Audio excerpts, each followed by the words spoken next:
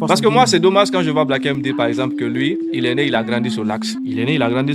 C'est pas logique que Black M nous dise ça. Est-ce que tu as un peu remarqué ce pressing guinéen là sur le rappeur Black M? Il subit un pressing énorme. Ah, Black M, il n'a pas fait ça. Ah, il aurait dû venir aider les Guinéens pendant tel moment. Ah, il devait pas se coller à tel Guinéen. Ah, il devait pas aller dans tel endroit. Bon, tu sais, Black M, il n'est pas obligé de faire tout ce qu'il fait. Mais s'il fait quelque chose aussi, il n'est pas non plus obligé de nous embrouiller, quoi.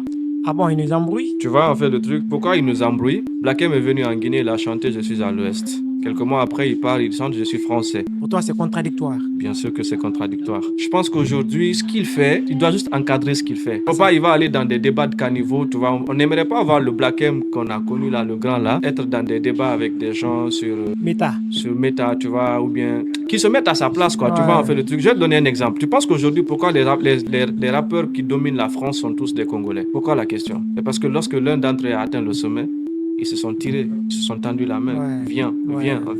La première fois que moi j'ai connu Niska, c'était avec son featuring avec Maître Gims.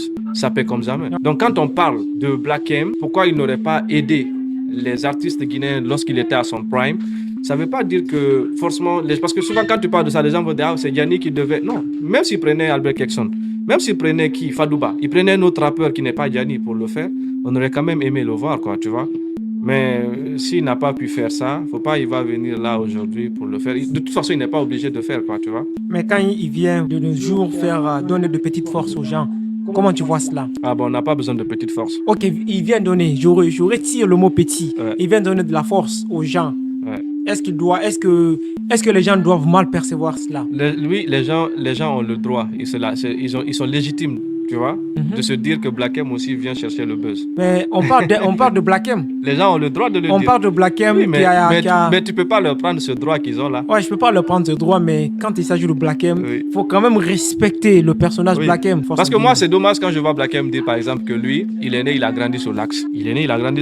C'est pas logique que Black M nous dise ça. Est-ce que tout ce qu'il vient faire actuellement en Guinée, c'était une prophétie de Gianni?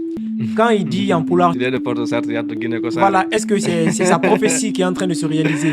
Ah ben si c'est ça, Gianni a fait beaucoup de prophéties. Hein. Après, s'il dit ça, c'est ça, c'est vrai. C'est vrai. C'est vrai, parce que c'était un message adressé directement à Black M.